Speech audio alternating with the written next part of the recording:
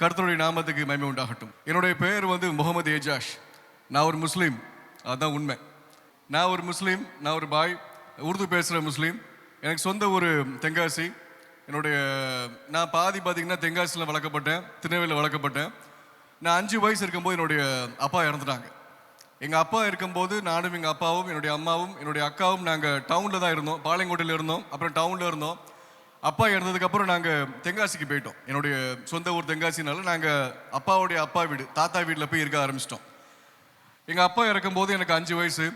எனக்கு அவர் இருக்கும்போது அவ்வளோ ஞாபகங்கள்லாம் கிடையாது. அவரோட உறவு பண்ண அந்த தருணங்கள்லாம் ஞாபகம் கிடையாது. ஆனால் அவர் இறக்கும்போது நல்லா ஞாபகம் இருக்குது. நான் பள்ளிவாசலில் புதைக்க போனோம். அவர் முகத்தில் மண் போட சொன்னாங்க. அதாவது மூடினதுக்கப்புறம் ஒரு பாயை வச்சு அந்த பாய்க்கு மேலே மண் போட சொன்னாங்க. நான் மண்ணெல்லாம் போட்டதுக்கப்புறம் வீட்டுக்கு வந்ததுக்கப்புறம் தான் யோசிச்சு பார்க்க எங்கள் அப்பா வரமாட்டாருங்கிறது எனக்கு உணர முடியல. அப்போ தான் யோசிச்சு பார்க்க வரமாட்டார் அப்படின்ட்டு. எனக்கு மரணம் நான் சின்ன வயசுலேயே பார்த்துட்டேன். எங்கள் கூட்டு குடும்பத்தில் பார்த்தீங்கன்னா பெரியப்பா, சித்தப்பா, இன்னொரு சித்தப்பா, அத்தெல்லாம் இருப்பாங்க. ஒவ்வொரு ரூம்லேயுமே அப்பா, அம்மா, பிள்ளைங்க இருப்பாங்க. இப்போ என்னுடைய ரூமுக்கு நான் விளையாண்டுட்டு வருவேன். எங்கள் அம்மா உட்காந்து அழுதுகிட்டே இருப்பாங்க. எங்கள் அக்கா உம்முன்னு கிடப்பா. ஒரு மாதிரி இருள் சூழ்ந்த ஒரு நேரம் காணப்படும். இப்படி தான் நான் என்னுடைய குழந்தை பருவத்தில் வளர்க்கப்பட்டேன். எனக்கு என்ன வேணும்னு தெரியல, எங்கள் அப்பா எப்படி கொண்டு வரணும்னு தெரியல. எனக்கு இது தெரியறதுக்கு முன்பதாகவே என் மனசெல்லாம் கல்லாயிட்டு இனி வரமாட்டாருன்னு தெரிஞ்சுட்டு, மரணம்ங்கிற விஷயம் எனக்கு சின்ன வயசுலேயே புரிஞ்சுட்டு, அப்போ மரணம் இருக்குன்னா நிச்சயமாக இதுக்கப்புறம் எங்கள் அப்பா வாழ்வார் அப்படின்னா நிச்சயமாக இறைவன் இருந்தாகணும். இப்படி தான் என்னுடைய மார்க்கம் எனக்கு போதிச்சது. அப்போ என்னுடைய மார்க்கத்தின்படி எனக்கு கற்றுக் கொடுத்தாங்க, இஸ்லாம் கற்றுக் கொடுத்தாங்க. நான் மதரசா ஸ்கூல் போக ஆரம்பித்தேன். அரபிக் கற்றுக்கிட்டேன். அரபிக் வாசிக்க தெரியும், அரபிக் எழுத தெரியும். இஸ்லாம் போதிக்க ஆரம்பித்தாங்க. எங்கள் வீடு பக்கத்தில், நான் இப்போ திருநெல்வேலிக்கு வந்துட்டேன், டவுனில் இருந்தேன். எங்கள் வீடு பக்கத்தில் பள்ளிவாசல் உண்டு. அப்போ ஒவ்வொரு நாளும் காலையில் பார்த்தீங்கன்னா 3:30 4 மணிக்கெலாம் எந்திரிச்சிட்டு போய் பள்ளிவாசல் திறந்து மைக் ஆன் பண்ணி அந்த பாங்கு ஓதுவாங்க தெரியுமா, அல்லாஹ் அக்பர் அல்லாஹ் அக்பர் சொல்லி. அந்த வேலையை தான் எனக்கு விவரம் தெரிஞ்ச நாட்கள் வரைக்கும் நான் செஞ்சுட்டு வந்தேன். இப்படி தான் என்னுடைய இஸ்லாம் வாழ்க்கையும் என்னுடைய சாதாரண வாழ்க்கையை வளர்க்கப்பட்டுச்சு. ஒரு ஏழ்மையில் வளர்க்கப்பட்டேன். அம்மாவுடைய கஷ்டத்தை நான் நல்லா புரிஞ்சுக்கிட்டேன். அப்பா இறக்கும்போது எங்கள் அம்மா 23 வயசு தான். எங்கள் அப்பா இறக்கும்போது எங்கள் அப்பாவுக்கு 33 வயசு தான். எங்கள் அப்பா அவ்வளோ பெரிய வயசாலியும் கிடையாது. எங்கள் அம்மா கல்யாணம் 18 வயசுல எங்கள் அம்மாவுக்கு திருமணம் ஆகிட்டு, அப்போ அவங்களுக்கு ஒரு வாய்ப்பு கொடுக்காங்க. எங்கள் அம்மாவுக்கு இது மாதிரி நீ மறு திருமணம் பண்ணிக்கோ அப்படின்னு சொல்கிறாங்க. ஆனால் அம்மா வேணாம், நான் பிள்ளைகளுக்காக வாழ்கிறேன் அப்படின்னு சொல்லி தீர்மானம் எடுக்காங்க. இப்படி தான் நான் வளர்க்கப்பட்டேன். அப்போ இப்படி இருக்கும்போது எனக்கு இஸ்லாம்குள்ளேயும் இறைவனுக்குள்ளேயும் என்னுடைய நாட்டம் அதிகமாக வளர ஆரம்பிச்சிது. எனக்கு இஸ்லாமை தவிர எதுவும் தெரியாது. என்னுடைய தாத்தாவை பார்க்க, என்னுடைய சித்தப்பாவை பார்க்க, என்னுடைய பெரியப்பாவை பார்க்க, அவங்க எல்லோரும் பள்ளிவாசல் போகிறாங்க. நானும் பள்ளிவாசல் போக ஆரம்பித்தேன். மதரசா ஸ்கூல் சேர்த்தாங்க. அரபிக் கற்றுக்க ஆரம்பித்தேன், இஸ்லாம் கற்றுக்க ஆரம்பித்தேன். இதிலே என்னுடைய உள்ளம் முழுக்க முழுக்க நடைய ஆரம்பிச்சிது. எனக்கு நான் இந்த ஸ்போர்ட்ஸுக்கு போகணும், சினிமாவுக்கு போகணும், எந்த ஒரு இதுவும் கிடையாது. ஜமாத்துக்கு போகணும், தொழுகைக்கு போகணும் தான் இருந்தேன். அப்போ நான் தொழுகையில் இருக்கும்போது, நான் ஜமாத்தில் இருக்கும்போது, அதாவது எப்படி ஒவ்வொரு சபைக்கும் ஒரு சபை காணப்படுதோ, ஒவ்வொரு மக்களுக்கு இது ஒரு சபை, இது ஒரு கூட்டம், இது ஒரு ஐக்கியம். அதே மாதிரி பார்த்தீங்கன்னா ஒவ்வொரு பள்ளிவாசலையும் ஒரு ஐக்கியம் காணப்படும். ஒரு ஜமாத் அப்படின்னு சொல்லுவாங்க. அந்த ஐக்கியத்துக்கு ஜமாத்னு சொல்லுவாங்க. அப்போ நான் இருந்த ஜமாத்தில் பார்த்தீங்கன்னா என்ன வேலை கொடுத்தாங்கன்னா, காலையில் எந்திரிச்சதுக்கப்புறம் நாங்கள் நான் பாங்கெல்லாம் ஓதுனதுக்கப்புறம் தொழுகையெல்லாம் ஹஜ்ஜத் முடிப்பார். அந்த தொழுகையை முடிச்சதுக்கப்புறம் எந்தெந்த இஸ்லாம் குடும்பத்துலேருந்து அந்த ஆண்கள் தொழுகைக்கு வரலையோ அவங்க வீட்டில் போய் கதவை தட்டி, இன்னைக்கு ஏன் தொழுகைக்கு வரலை, இதைத்தான் நான் கேட்டுட்டு இருந்தேன். எனக்கு விவரம் தெரிஞ்ச நாளுக்கு வரும், ஏன் இன்னைக்கு பாய் தொழுகைக்கு வரல அப்படிம்பேன். நாங்கள் நாளைக்கு வரேன் பாரு. இப்படியே ஒருத்தர் 10 வருஷம் சொல்லிட்டு இருந்தார் என்கிட்ட, நாளைக்கு வரேன். முரட்டு கிறிஸ்தவர் நினைக்க அவர் எப்படி கிறிஸ்தவங்க கடவுள்கிட்ட ஏமாத்துறாங்களோ, சும்மா வேடிக்கைக்கு சொல்ல வரேன்.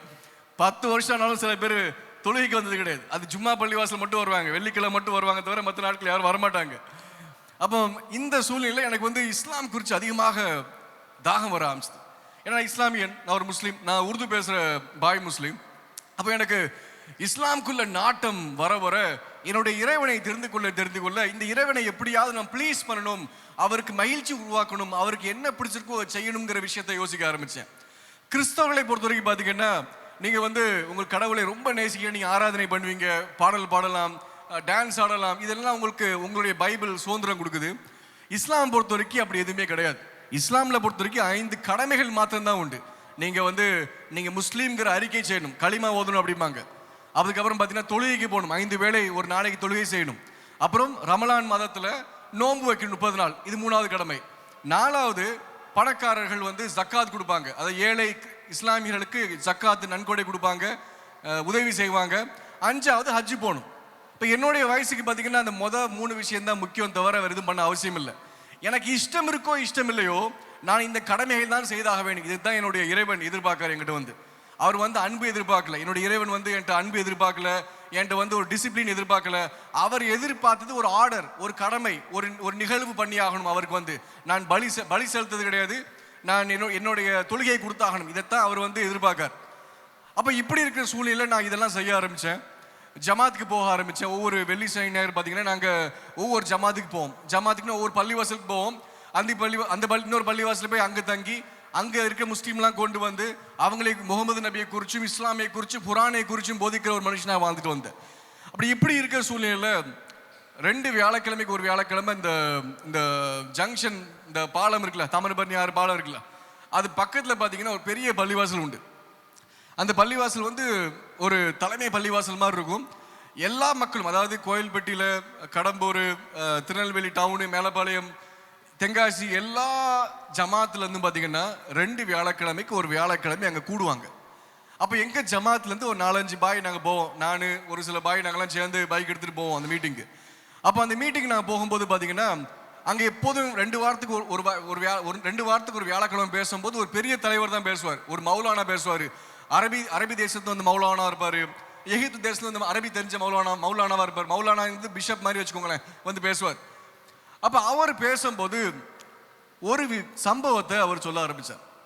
என்ன சம்பவம் பார்த்தீங்கன்னா, அதாவது குரான், இஸ்லாம் பொறுத்தவரைக்கும் 3 புஸ்தகம் உண்டு. குரான், ஹதீஸ், சீரா அப்படிம்பாங்க. சீரா வந்து முகமது நபியுடைய வாழ்க்கை வரலாறு அப்படின்னு சொல்லுவாங்க.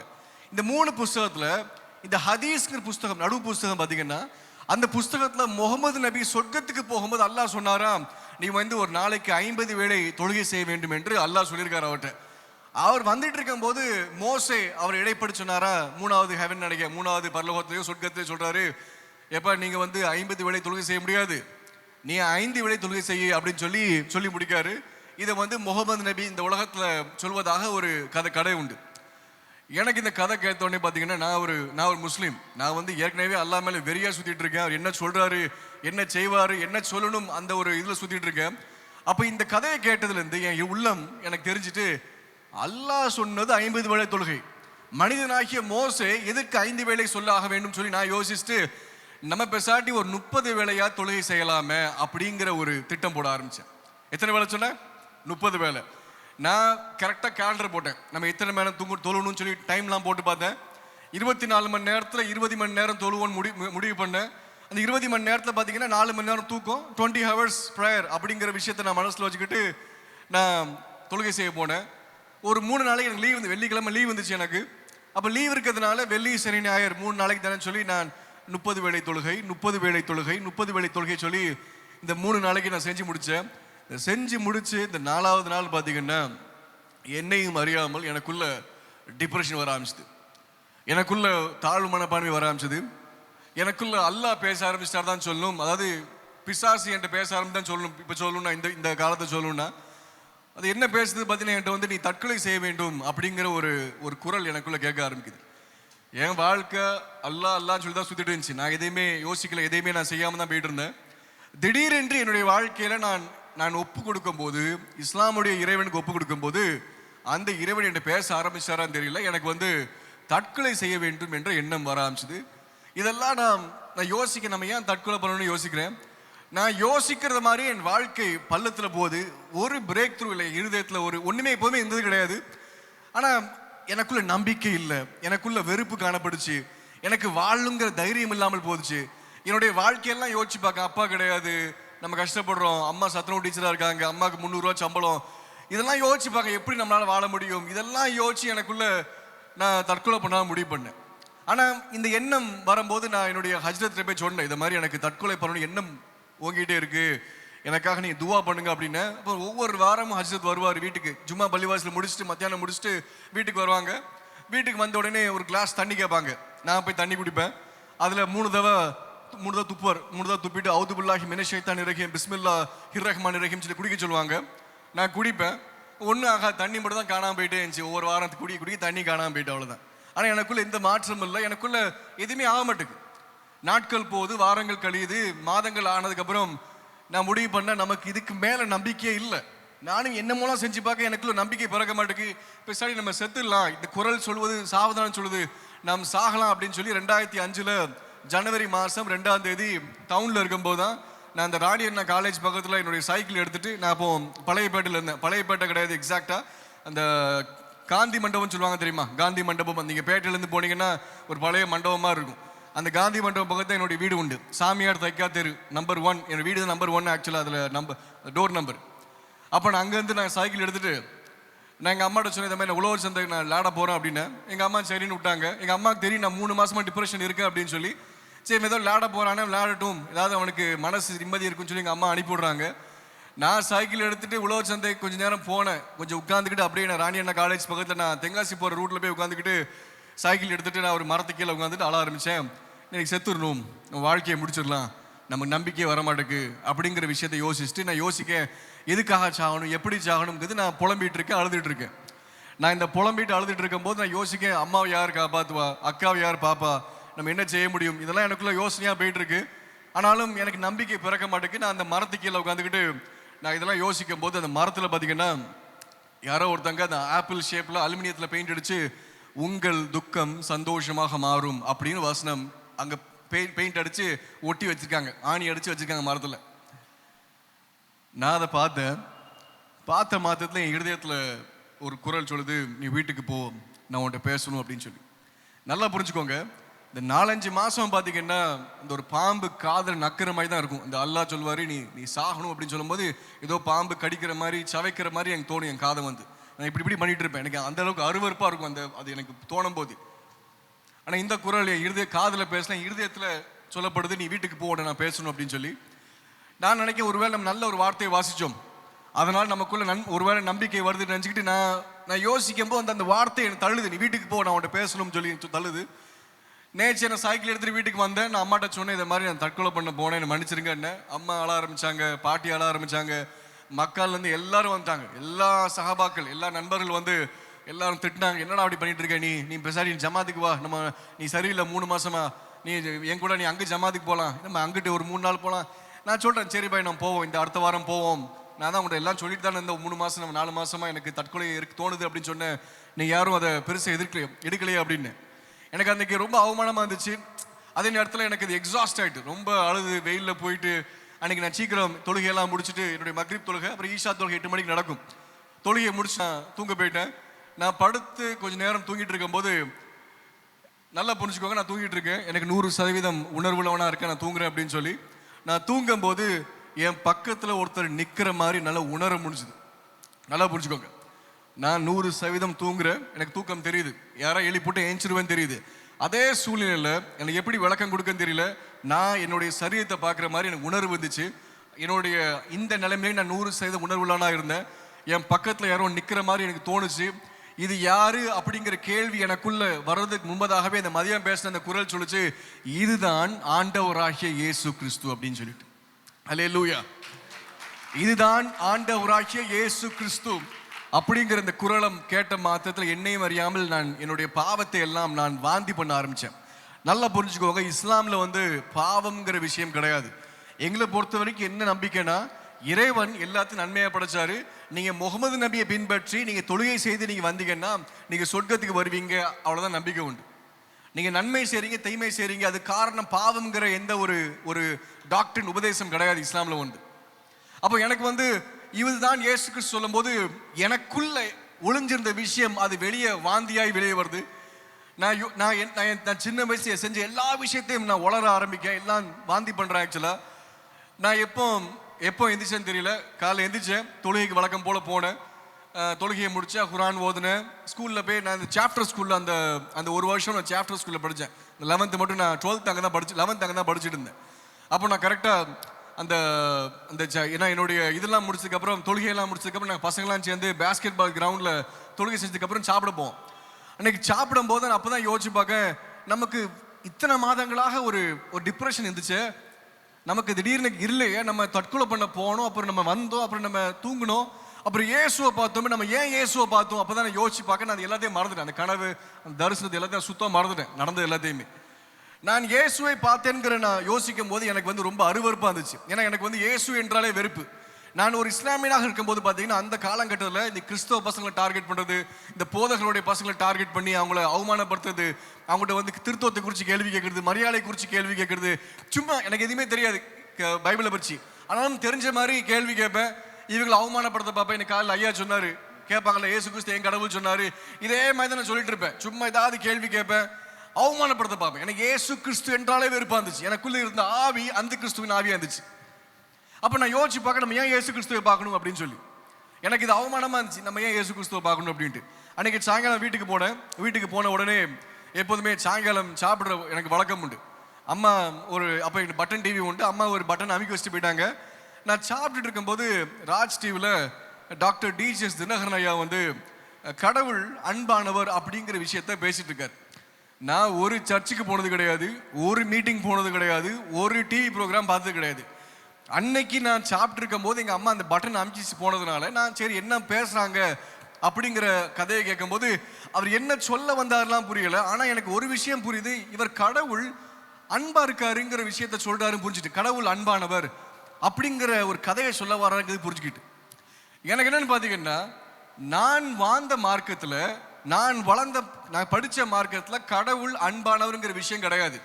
அதான் குரான்ல சொல்லுவாங்க, கடவுள் வந்து அருளற்ற அன்பாளன், அவர் வந்து மிகவும் இரக்கமுடையவன், கிருபையுடையவன் எல்லாம் சொல்லப்பட்டிருக்கு. அது ஒரு பக்கம் இருக்கட்டும். ஆனால் போதனையும் சொல்லும் போது கடவுள் அன்பா இருக்கிறாரு, கடவுள் அன்பானவர் அப்படிங்கிற போதனையோ ஒரு பயானோ ஒரு உபதேசமோ நான் கேள்விப்பட்டதே கிடையாது. இஸ்லாம் என்றால் என்னன்னு பார்த்தீங்கன்னா இறைவனுடைய அடிமைகள் என்று அர்த்தம். அதுதான் இஸ்லாமுக்கு அர்த்தம். அப்போ என்ன நம்பிக்கை பார்த்தீங்கன்னா, எங்களுக்குள்ள ஒரு இஸ்லாமியனாக இருக்கும்போது நான் வந்து அடிமையாக இன்னைக்கு இருந்துட்டு இருக்கேன். அல்லாஹ் எஜமானா இருக்காரு. இன்னைக்கு உலகத்தில் அடிமையாக இருக்கிறேன். இந்த உலகத்தில் நான் முஸ்லீமா இருக்கும்போது எனக்கு அல்லாஹ் கூலி கொடுக்காரு. இந்த கூலி நிமித்தம் நான் சொர்க்கத்துக்கு போறேன். சொர்க்கத்திலையும் ஒரு கூலி கொடுக்காரு. அவ்வளோதான். நான் அங்கேயும் அடிமையாக தான் இருக்கேன். அப்போ எனக்கு வந்து இறைவன் என்றால் எஜமான் என்று அர்த்தம். ஏன் ஒவ்வொரு இஸ்லாமியன் பயந்து வாழ்றான் அப்படின்னு கேட்கீங்கன்னா, அவனை பொறுத்த வரைக்கும் அவன் இறைவன் எஜமான், அவருக்கு நான் கட்டுப்பட்டு இருக்கோம். அவர் எந்த நேரத்தில் எல்லாரும் குரான் சொல்லப்பட்டிருக்கு, எல்லா மனுஷன் நரகத்தில் போடான்னு சொல்லப்பட்டிருக்கு. அவர் வந்து அப்போ எல்லா மனுஷன் நரகத்தில் போடுறதுனால இதெல்லாம் பயந்து பயந்து தான் வாழ்றான். இதுதான் இஸ்லாமியனுடைய மனோபாவம், இதுதான் அவனுடைய சிந்தனையும் கூட, இதுதான் இஸ்லாம் போதிக்குது முதல்ல. அப்போ எனக்கு பார்த்தீங்கன்னா இவர் கடவுள் அன்பானவர் சொல்லும்போது நான் யோசிச்சு பார்க்க, உண்மையிலே இறைவன் அன்பானவராக இருப்பாரா இதுதான் யோசிச்சு பார்த்தேன். நான் எங்கள் அம்மாவை ஒப்பிட்டு பார்த்தேன். எங்கள் அம்மா வந்து 23 வயசில் விதவை ஆறாங்க. எங்கள் அம்மாவும் எங்கள் அப்பா லவ் பண்ணி கல்யாணம் பண்ணாங்க. ஒரே சொந்தக்காரங்க தான். ஆனாலும் எங்கள் அப்பா நல்ல ஸ்டேட்டஸில் பெரியவர், ரொம்ப பணக்கார குடும்பம் எங்கள் அப்பா. எங்கள் அம்மா ஏழ்மையான குடும்பம். இது நிமித்தம் திருமணத்தை அக்செப்ட் பண்ணல. எங்கள் அம்மாவும் அப்பாவும் மதுரைக்கு போய் திருமணம் பண்ணி அப்புறம் திருநெல்வேலிக்கு வராங்க. இதுதான் அவங்களுடைய பேக்ரவுண்டு. அப்போ எங்கள் அம்மாவுக்கு வந்து பாருங்கள், 23 வயசில் அப்பா இருந்ததுக்கப்புறம் எங்கள் சொந்தத்தில் எங்கள் நல்ல ஞாபகம் இருக்குது, எங்கள் அப்பாவுடைய அம்மா அப்பா கேட்காங்க, வேறு சிதப்பாக்கள் இருக்காங்க, நீ வேற யாராவது திருமணம் பண்ணிக்கலாம், ஏன்னா நீ வயசு ரொம்ப கம்மியாக இருக்கிறதுனால நீ திருமணம் பண்ணி இங்கே இருந்துக்கலாம், இல்லைன்னா நீ வேறு திருமணம் பண்ணி போனால் போய்க்கோ, பிள்ளைகளை நாங்கள் வளர்ந்து கொடுறோம், உனக்கு பாரமாக இருக்குன்னா அப்படின்னு எங்கள் அம்மாட்ட வாய்ப்புகள்லாம் கொடுக்காங்க. ஆனால் எங்கள் அம்மா சொல்கிறாங்க, அந்த 23 வயசு பொண்ணுக்கு என்ன பக்குவம் பாருங்கள். அந்த பொண்ணு சொல்லுது, நான் என் பிள்ளைகளுக்காக நான் வாழ்கிறேன், எனக்கு தனி வாழ்க்கை எதுவும் வேணாம் அப்படின்னு எங்கள் அம்மா முடிவு பண்ணுறாங்க. நான் யோசிச்சு பார்க்க, இந்த உலகத்தில் இருக்கிற எங்கள் அம்மாக்கே இவ்வளோ அன்பாக இருக்கும்போது ஒரு இறைவன் ஒரு அன்பாக இருந்தார்னா எப்பேற்பட்ட ஒரு அன்புடையவராக இருப்பார் அப்படிங்கிறத ஒப்பீடு பண்ண ஆரம்பித்தேன். உண்மையாகவே இறைவன் என்பவர் அன்பின் உருவமாக இருந்தார்னா இந்த உலகத்துக்கு அவர் வருவாரா யோசிச்சு பார்த்தேன். இந்த உலகத்துக்கு வரணும் என்றால் அவர் எதுக்கு வராரு? என் கஷ்டத்தை புரிஞ்சுக்கிட்டு வராரு. அப்போ இந்த உலகத்துக்கு என் கஷ்டத்தை புரிய வரணும்னா அவர் நிச்சயமாக என்னை போல ஒரு சரீரத்தில் வந்தாகணும், ஆதாம் ஏவாள் இடத்துல வந்தாகணும். நான் அவதாரம் தோணுச்சுன்னா அதெல்லாம் கதைக்கு வராது. நீங்கள் என்ன மாதிரி மாறணும்னா நீங்கள் ஏன் சரீரமாக மாறணும். நான் யோசிச்சு பார்க்க, இவர் என்ன மாதிரி மாறுவாரா அப்படின்னு யோசிச்சு பார்க்க, அவர் மாறலாம், அவருக்கு அதிகாரம் உண்டு, அவர் இறைவன் அன்பா இருந்தால் எல்லாம் செய்வார். சரி, மனுஷனாக மாறிட்டாரு. இப்போ அவருக்கு அவ்வளவு என் மேலே பிரியம் வந்துச்சுன்னா இந்த உலகத்தில் என் கஷ்டம்லாம் தெரிஞ்சுக்கிட்டு என் பிரச்சனையெல்லாம் புரிஞ்சுக்கிட்டு இந்த உலகத்தில் மாத்திரம் கிடையாது, எனக்கு நித்தியமாக ஒரு தீர்வு கொடுப்பாரான்னு யோசிச்சு பார்த்தேன். அன்புள்ள இறைவன் ஒருத்தர் இருந்தாருன்னா நிச்சயமாக செய்யலாம், நம்ம இல்லைன்னு சொல்ல முடியாது. அப்போ இதெல்லாம் யோசிக்கும் போது நான் யோசிச்சு பார்க்க, ஒரு இறைவன் அன்பா இருந்தாருன்னா இதெல்லாம் நடக்க 1000 வாய்ப்பு இருக்கு. இந்த உலகத்தில் பிறந்த எங்கள் அம்மாக்கே என் மேலே இவ்வளோ அன்பு இருக்கும்போது அந்த அன்பை எங்கள் அம்மாட்ட கொடுத்த அந்த ஏக இறைவன் எப்பேற்பட்ட அன்புடையவர் இருப்பார். இதான் நான் யோசிச்சு பார்த்தேன். நான் இதெல்லாம் யோசிக்கும் போது நினைக்கிறேன், அல்லாட்ட சொல்கிறேன், மன்னிச்சிருங்க அல்ல, நான் தவறாக யோசிக்கிறேன்னு சொல்லிட்டு நான் தூங்க போகிறேன். அன்னைக்கு மறுபடியும் நான் இயேசு கிறிஸ்துவை சந்தித்தேன். இது ஒரு நாள் 2 நாள் நடக்கல, நான் பகலில் தொழுகைக்கு போகிறேன், குரான் ஓதுறேன், ஜமாத்தில் வேலையை பார்த்துட்டு இருக்கேன். ஒவ்வொரு நாள் இரவும் கிட்டத்தட்ட பார்த்தீங்கன்னா சண்டே நைட்லேருந்து பார்த்தீங்கன்னா எனக்கு கரெக்டாக வெள்ளிக்கிழமை நைட் கிட்டத்தட்ட 6 நாட்கள் இந்த தரிசனம் தொடர்ந்து நடந்துகிட்டே இருக்குது எனக்கு வாழ்க்கையில். அதே ட்ரீம், அதே விஷயம், அதே விஷன் நான் திருப்பி பார்த்துட்டு இருக்கேன். அப்போ அம்மாட்ட சொன்னேன், எனக்கு வந்து இது சரியாக தோணலை. ஏன்னா நான் பகலில் தொழுகைக்கு தான் போகிறேன், ஆனால் நான் நைட்டில் ஜீசஸை பார்க்கும்போது எனக்கு ஏதோ சரியாக தோண மாட்டேங்குது, எனக்கு ஏதோ பிடிக்க மாட்டேங்குது, ஏதோ எனக்கு நான் யோசிக்க. அம்மாட்ட சொன்னேன், இந்த மாதிரி எனக்கு ஜீசஸை பற்றி தெரிஞ்சுக்கணும் ஆசையாக இருக்குது, அதனால் நான் ஒரு மீட்டிங் போகிறேன் எங்கள் அம்மாட்ட சொன்னேன். எங்கள் அம்மா எங்கே இந்த மீட்டிங் பார்த்து அப்படின்னு கேட்டாங்க. நான் சொன்னேன், JTKன்னு ஒரு டிவி இருக்குது, நான் அந்த சேனல் அந்த இப்போ இருக்கான்னு தெரியல எனக்கு, ஜீசஸ் த கிங்னு ஒரு சேனல் இருந்துச்சு அந்த டைமில். அதில் வந்து நூற்றாண்டு மண்டபத்தில் ஒரு போதகர் வந்து பாளையங்கோட்டையில் பேசுகிறதால ஒரு ஒரு ஒரு இது ஆடு பார்த்தேன். அப்போ அம்மாட்ட சொன்னேன், இந்த மாதிரி அம்மா இந்த மாதிரி நான் ஒரு மீட்டிங் போகிறேன், நூற்றாண்டு மண்டபம் நடக்குது, எனக்கு ஜீசஸை பற்றி என்ன சொல்கிறாங்கன்னு எனக்கு கேட்க ஆசையாக இருக்குது, நான் போயிட்டு வரேன் அப்படி அம்மாட்ட சொன்னேன்.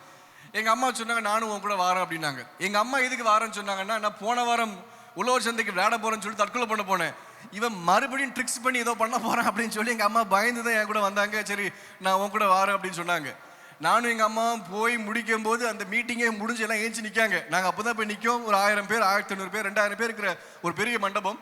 நாங்கள் போய் நிற்கும், கடைசி வரிசையில் உட்காந்துருக்கோம், எல்லாம் ஏஞ்சி நின்று ப்ரே பண்ண ஆரம்பிக்காங்க. சரி நாங்களும் ஏஞ்சி நின்ட்டோம். அப்போ அந்த போதகர் சொல்கிறாரு, ஆண்டவர் வந்து ஒரு இஸ்லாம் குடும்பத்திலேருந்து ஒரு குடும்பத்தை கொண்டு வந்திருக்காங்க, ஒரு வேற தோட்டத்துலேருந்து செடியை பிச்சு எடுத்து தான் தோட்டத்தில் நட்டு அது காய் கொடுத்து கனி கொடுத்து நிறைய தோப்பாக்கும் அப்படிங்கிற ஒரு ப்ராஃபஸி சொல்கிறாரு. இது சொன்ன மாத்திரம் எங்கள் அம்மா என்கிட்ட கேட்காங்க, நீ சொன்னியா நான் வாரோம் அப்படின்ட்டு சொன்னேன். நான் சொன்னேன், முகரை கூட நான் பார்த்து கிடையாது, இவர் பேர் கூட எனக்கு தெரியாது, நான் நேற்று இந்த ஆடு பார்த்தேன், அவ்வளோதான், எனக்கு மற்றபடி எதுவும் தெரியாது அப்படின்னு. அம்மா சொன்னாங்க, எனக்கு பயமாக இருக்குடா, நம்ம வீட்டுக்கு போவோம் அப்படின்னாங்க. சரி நானும் கிளம்பி வீட்டுக்கு வந்துட்டோம். எனக்கும் பயம் தான், இவருக்கு எப்படி நம்மளை பற்றி தெரியும் அப்படின்ட்டு.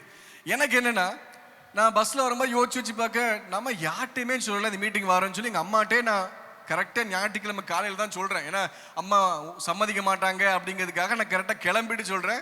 அம்மா பயந்து போய் தான் என் கூட வந்தாங்க, நான் தற்கொலை பண்ண போகிறேன்னு சொல்லி பயந்து வந்தாங்க. அன்றைக்கி சாயங்காலம் நான் வீட்டுக்கு வந்ததுக்கப்புறம் எங்கள் வீடு நல்ல 12 சென்ட்டு, 2 சென்ட்டில் வீடு, மீதி சுற்றி தோட்டம் இருக்கும், 3 பக்கம் வேக்காடு. கொசுலாம் பார்த்தீங்கன்னா 4 மணிக்கெலாம் அப்படியே அட்டாக் பண்ண ஆரம்பிச்சிடும். அப்போ நாங்கள் என்ன பண்ணுவோம், 4 மணிக்கெலாம் அந்த சுழியெல்லாம் பொறுக்கி போட்டு புகையை உருவாக்கி என் பக்கத்தில் பள்ளிவாசல்னால நல்லா புகையை போட்டுட்டு நான் என்னுடைய தோட்டத்துக்குள்ளே உட்காந்துக்கிட்டு நான் அப்போ தான் யோசிக்கிறேன், நான் முதல்ல நான் ஆண்டவர்கிட்ட பேச முயற்சி பண்ணுறேன். நான் சொல்கிறேன், நான் போனது யாருக்குமே சொல்லலை, எப்படி அவருக்கு தெரியும், எப்படி இவருக்கு தெரிய வந்துச்சு? அப்போ நான் சொல்கிறேன் இயேசுட்ட, நான் உங்களை உண்மையிலே பார்த்தேன், நீங்கள் வந்ததுனால தான் என்னுடைய வாழ்க்கையில் ஒரு வாரமாக மாற்றம் நடக்குது, எனக்குள்ள தற்கொலை எண்ணம் காணாமல் போச்சு, எனக்குள்ள நம்பிக்கை பிறக்குது, உங்களை நான் பின்பற்ற ஆசைப்படுறேன். ஆனால் குரான் சொல்கிறபடி முஸ்லீமாக உங்களை பின்பற்ற ஆசைப்படுறேன். எப்படி குரானில் வந்து முகமது நபியை குறித்து பிரசங்கம் பண்ணி பயான் பண்ணுறனோ, அதே மாதிரி நான் இயேசுவே 2-3 பிட்டு ஆட் பண்ணிவிட்டு நான் பிரசங்கம் பண்ணலாம் அப்படிங்கிற ஒரு முஸ்லீமாக நான் யோசிக்கிறேன். நான் சொல்கிறேன், நான் உங்களையும் பற்றி பின்பற்ற போகிறேன் அப்படின்ட்டு. நான் சொல்லும் போதே என் கண்கள் திறக்கப்பட்டு தான் இருக்குது. நான் பாதாம் செடியை பார்க்க, வாழை மரத்தை பார்க்க, தென்னை மரத்தை பார்க்க, இந்த புகையெல்லாம் பார்த்துட்டு இருக்கேன். என் கண்கள் திறக்கப்பட்டிருக்கும் போதே நான் என் முன்பதாக ஒரு தரிசனம் பார்க்க, அங்கே ஆண்டவரை இயேசு கிறிஸ்து நிற்காங்க. அவங்க கையில் பைபிள் இருக்குது, அதில் பரிசுத்த வேதாகம்னு போட்டுட்டு ஒரு சிலுவை படம் போட்டிருக்கு. நான் இதை பார்த்த உடனே எனக்கு புரிஞ்சுக்கிட்டு, இவங்க என்ன பைபிள் பின்பற்ற சொல்கிறாங்க அப்படிங்கிற விஷயம் எனக்கு தெரியுது. நான் உடனடியாக நான் வீட்டுக்குள்ளே ஓடி போயிட்டு, நான் ஒரு 7 ஸ்கூலில் படித்தேன். அதில் 2-3 ஸ்கூல் பார்த்தீங்கன்னா கிறிஸ்தவ ஸ்கூலு, அதில் கிடியன்ஸ் பைபிள் எப்போதுமே கொடுப்பாங்க. நான் எப்போதுமே கிடியன்ஸ் பைபிள் தூக்கி நான் உள்ள தூக்கி வச்சு செல்ஃபில் வச்சிருப்பேன், தவிர எடுத்து பார்த்ததே கிடையாது. அப்போ நான் ஓடி போயிட்டு பைபிள் திறந்து பார்க்கும்போது அதில் பார்த்த வசனம், உங்கள் துக்கம் சந்தோஷமாக மாறும் அப்படின்னு சொல்லி ஆக்சுவலாக. ஹல்லேலூயா. இந்த உங்கள் துக்கம் சந்தோஷமாக மாறும் இந்த வார்த்தை எனக்கு வாசிக்கும் போது தான் ஞாபகம் வருது, நம்ம போன வாரம் இந்த வசனத்தை நம்ம மரத்தில் பார்த்தோம், அப்போ அந்த வசனம் பைபிள் தான் இருக்குது அப்படின்னு சொல்லிட்டு நான் மறுபடியும் தோட்டத்துக்குள்ளே போயிட்டு நான் ஆண்டவர்கிட்ட சொல்கிறேன், ஆண்டவரே நான் உங்களை தான் பின்பற்ற போகிறேன், ஆனால் பைபிள் சொல்கிறபடி தான் உங்களை பின்பற்ற போகிறேன் அப்படிங்கிற விஷயத்தை இருதயத்தை துறைஞ்சு உங்களை பின்பற்ற போடுன்னு சொல்லும்போது என்னுடைய இருதயம் உடைக்கப்பட்டு, எனக்குள்ள உள்ள வெறுமை உடைக்கப்பட்டு எனக்கு கண்ணீராக தான் வந்துச்சு. என் வாழ்க்கையில் நான் அழவே மாட்டேன். அடிக்கும் போது ஸ்கூலில் அடித்தாங்கன்னா அது வலி அழுறது உண்டு. ஆனால் மற்றபடி ஃபீலிங்ஸ் ஆகி அழுது கிடையாது, மரணத்துக்காக அழுது கிடையாது. ஏன்னா சின்ன வயசுல அழுது பார்த்தாச்சு, ஒன்றும் நடக்க மாட்டேங்குது. அம்மா அழுகுறாங்க, எனக்கு அழுகையை பார்த்தாலே எனக்கு இருதயம் கடினமாயிட்டு எனக்கு சின்ன வயசுலேருந்து. ஆனால் அன்னைக்கு தான் பார்த்தீங்கன்னா எனக்கு தெரியுது, நான் எதையோ தேடிட்டு இருந்தேன், எனக்கு யாரோ ஒருத்தர் வேணும், ஆனால் என்ன வேணும்னு தெரியல, யாரை தேடுறதுன்னு தெரியல. எனக்கு அன்னைக்கு தான் தெரியும் எனக்கு இவர் தான் வேணும், நான் இவரை தான் தேடிக்கிற விஷயம். நான் அன்னைக்கு என் வாழ்க்கையை ஒப்பு கொடுக்கும்போது என் இருதயம் உடைக்கப்பட்டு என் வாழ்க்கையில பார்த்தீங்கன்னா முதல்ல நான் மகிழ்ச்சியான ஒரு தருணத்துக்குள்ள போனேன். ஆக்சுவலாக நான் என்ன ஃபேஸ் பண்ண போறேன்னு தெரியல, அதுக்கப்புறம் என்ன பிரச்சனையை பார்க்க போறேன்னு தெரியல எனக்கு. ஆனால் நான் அன்னைக்கு சொன்ன, ஆண்டவரே நான் பைபிள் படி தான் உங்களை பின்பற்ற போறேன்னு சொல்லி என் வாழ்க்கையை நான் ஆண்டோட ஒப்பு கொடுக்க ஆரம்பித்தேன். அதுக்கப்புறம் என்னுடைய அம்மா வந்து ஒரு வாரம் கழிச்சு பேசினாங்க.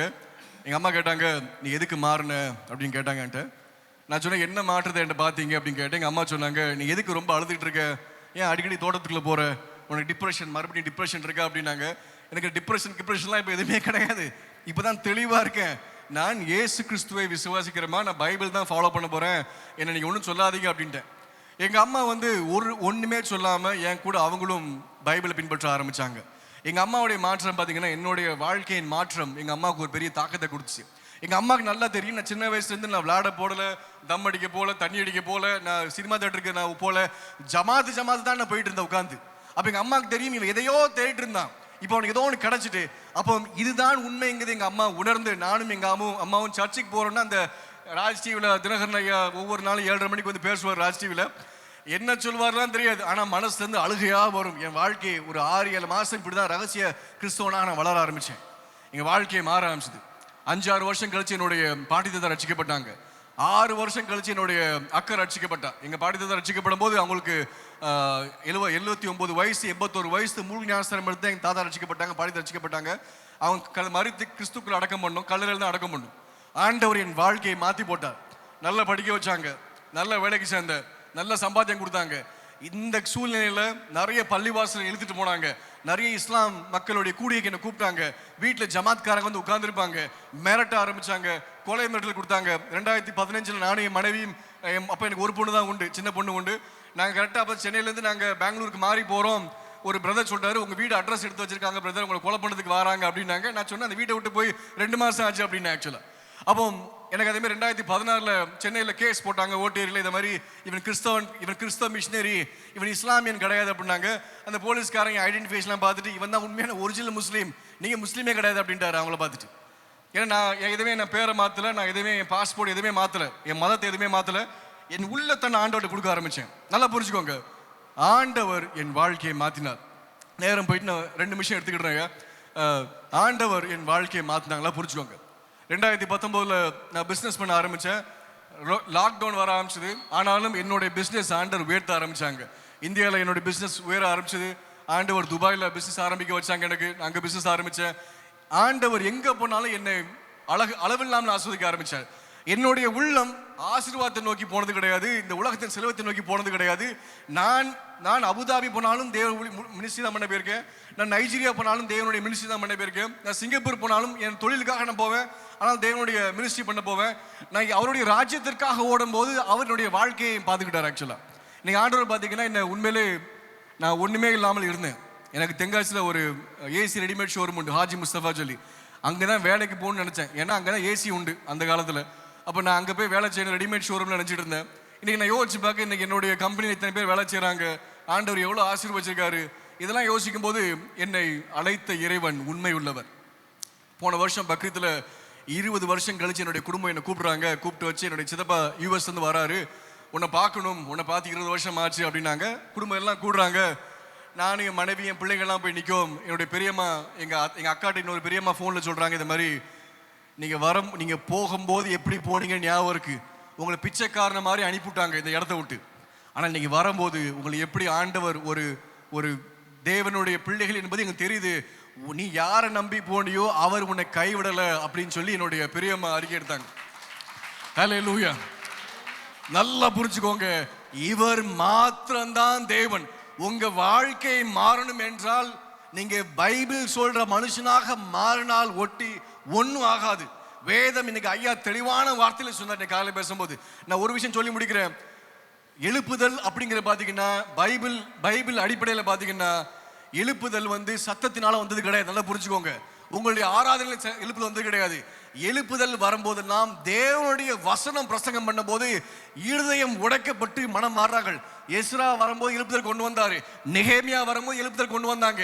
இவங்க பாபிலோன் தேசத்துல 70 வருஷம் அடிமையா இருக்காங்க. அது அசிரியா கொண்டு போனதுக்கு அப்புறம் 300 வருஷம் அடிமை, அதை வேற விட்டுருங்க. பாபிலோன் தேசத்துல யூத மக்கள் மற்றும் 70 வருஷம் அடிமையா இருக்காங்க. 70 வருஷம் திரும்பி வந்த மக்கள் தேவன் பக்கத்தில் சாயாமல் இருக்காங்க. எஸ்ரா தேவனுடைய வார்த்தையை சொல்ல சொல்ல ஒவ்வொருத்தரும் மனம் திரும்பி அங்கதான் எழுப்புதல் வர ஆரம்பிச்சது. அப்பந்தான் 2வது கோயிலை கட்ட ஆரம்பிச்சாங்க. ஆக்சுவலி இப்படிதான் எழுப்புதல் வர ஆரம்பிக்குது. இன்னைக்கு உங்க வாழ்க்கையில எழுப்புதல் வர வேண்டும் என்றால், உங்க தொழில எழுப்புதல் வரணும் என்றால், உங்க சபையில எழுப்புதல் வரணும்னா, இங்க வார்த்தை பிரசங்கம் பண்ணும் போது உங்கள் இருதயம் உடைக்கப்பட்டு நீங்கள் தேவனுக்கு சமர்ப்பணம் பண்ணா மாத்திரம் தான் உங்க வாழ்க்கை மாறும். அல்லேலூயா. கடவுள் உங்களை ஆசீர்வதிக்கட்டும். நல்ல ஒரு சபை, ஐயா தேவன் சமூகத்தில் உட்கார்ந்து ஒரு வார்த்தை கொண்டு வந்திருக்காங்க. நீங்க தேவன் வார்த்தையை கேளுங்க, உங்க வாழ்க்கையை கடவுள் மாத்துவார். இவர் மாத்திரம் தான் கடவுள். ஏதாவது முஸ்லீம் வந்து சொல்லுவான் அந்த கடவுள் இந்த கடவுளுமா, அதெல்லாம் கேட்டு இருக்காதீங்க. யாருனாலும் என் நம்பர் கொடுங்க, எனக்கு பேச தெரியும். இவர் மாத்திரம் தான் கடவுள்.